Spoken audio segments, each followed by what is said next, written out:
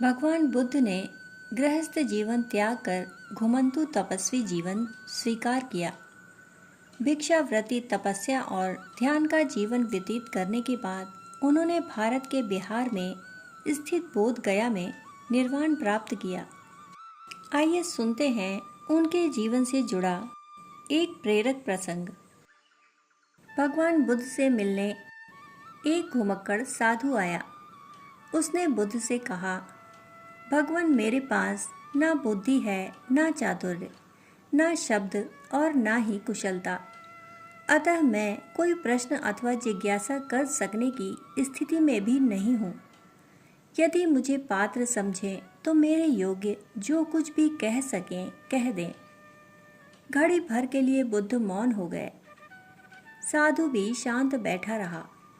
कुतूहलवश सभी भिक्षु उन्हें निहारते रहे। अचानक देखा कि साधु की आंखों से अविरल आंसुओं की धारा बहने लगी। उसने बुद्ध को साष्टांग प्रणाम किया और धन्यवाद देते हुए बोला, बड़ी कृपा की भगवान, आज मैं धन्य हो गया। और नाचता गाता गुनगुनाता चला गया। हतप्रभ शिष्य मंडली देखती रही। बुद्ध एक शब्द भी नहीं बोले। फिर आखिर ऐसा क्या घट गया उस साधु के जीवन में?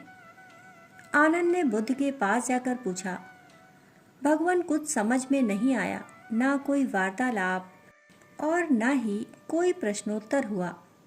फिर क्या घट गया आप दोनों के बीच कि साधु परम संतुष्ट होकर लौट गया? हम वर्षों से आपके पास हैं, फिर भी वैसा कुछ घटित नहीं होता। बुद्ध ने मौन तोड़ते हुए कहा, आनंद, घोड़े 4 प्रकार के होते हैं। एक अड़ियल घोड़े होते हैं जो चाबुक मारने पर भी टस से मस नहीं होते, जितना मारो उतना ही हट पकड़ लेते हैं। दूसरे ऐसे होते हैं कि मारो तो चल पड़ते हैं। तीसरे घोड़े कोड़ा फटकारते ही चल पड़ते हैं। चौथे घोड़े को कोड़े की छाया ही काफ़ी है। बस यह साधु ऐसी ही आत्मा था।